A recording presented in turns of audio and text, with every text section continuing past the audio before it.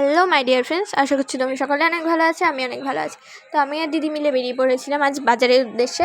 তো আমাদের কিন্তু বাজার যেতে হলে আগে কিন্তু প্ল্যাটফর্ম পড়ে, তারপরে বাজার যেতে হয়।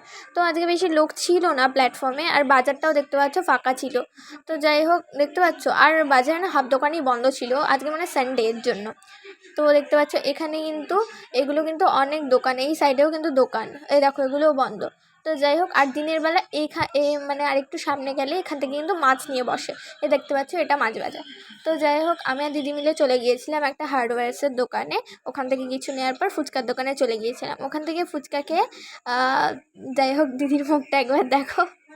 তারপরে চলে গিয়েছিলাম একটা সোনার দোকানে, আসলে সামনেই ধনতেরাস, এজন্য দিদি যেন কী সব নিচ্ছিল, আমি জানি না, দেখিনি এগুলো কি বলে, আমি সেটাও জানি না। তো তারপরে দিদি কিছু সবজি কিনতে চলে গিয়েছিল, সবজি টবজি কেনার পর আমরা চলে গিয়েছিলাম একটা আইসক্রিমের দোকানে। তো আমি বলছিলাম আইসক্রিম খাবো, আর ও বলছিল পেঁয়াজি খাবে। তো তারপরে ডিম নেওয়ার পর যাই হোক, ও বলছিল পেঁয়াজি খাবে, বাট আমার থেকে আইসক্রিমের ভাগ তোকে নিতেই হবে। তো আমি ওকে দিয়ে দিলাম একটুখানি, 2-3বারই দিয়েছিলাম, আর বেশি দিইনি। তো আজকের জন্য এইটুকুই। ভালো লাগলে লাইক, কমেন্ট, সাবস্ক্রাইব করতে ভুলো না।